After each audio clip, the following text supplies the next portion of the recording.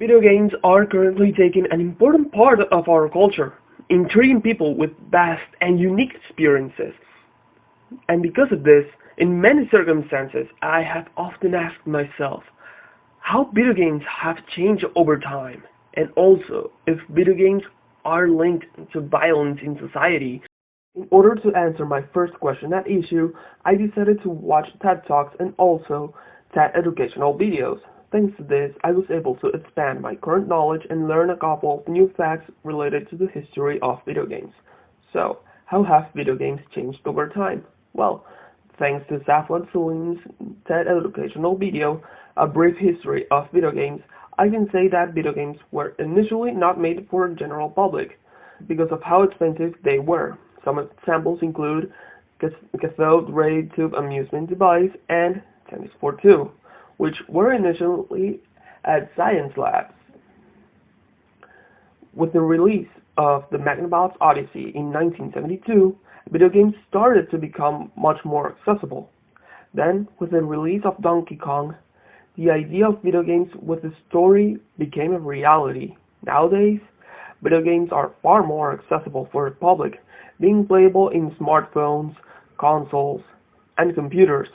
There was also a total improvement in concepts such as multiplayer and story. Thanks to the internet, players are not limited to play certain games at the same room, since now they can play regardless of the distance. As for storytelling, there was a dramatic change, since now games can deliver a story-driven experience, which with inclusion of decision-taking, video games can deliver unique storylines to players, as David Cage demonstrated in his TED Talk, how video games turn players into storytellers, with an activity that he does with the public as they play together one of his most current games, Detroit Become Human.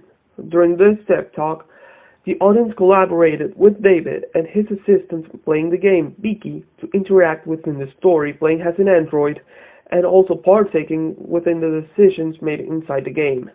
Thanks to this activity, the audience was capable of appreciating the magic of interactive storytelling.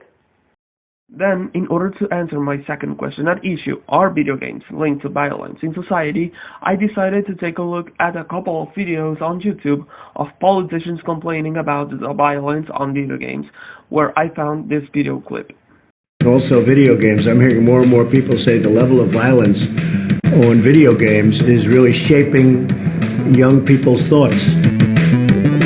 All you're focusing on right now is gun control. What about the violence in our video games? Afterwards, I decided to investigate on the library databases for studies, articles, and documentaries, where I took a look to Christopher Ferguson's and John Wang's article expressing current results found out that aggressive video game exposure was not linked to either aggressive behavior or pro-social behavior 2 years later among youth. Regarding clinical significance, current results suggest that it would require more hours of M-rated gameplay to produce clinically significant aggression than it is in a day. Therefore, data from this study do not suggest that aggressive video games contribute to real-world aggression.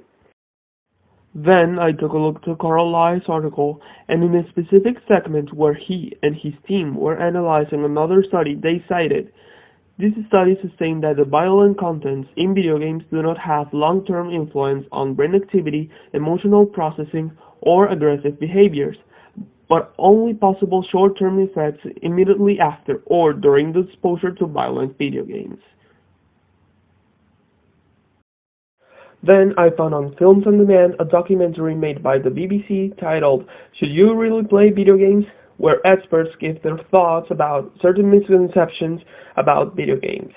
Particular story where someone who can be shown to have played a video game at some point does something bad, and perhaps a newspaper wants to make that link, then that might make a better story than a study that comes out that perhaps tentatively proves that video games can be responsible for something positive. There's a lot of data on the relationship between violence and video games now, and we're not seeing that it makes people less social or makes people more violent. I do think that there's probably some bias rooted in misunderstanding that dates back to an older lens on the game industry.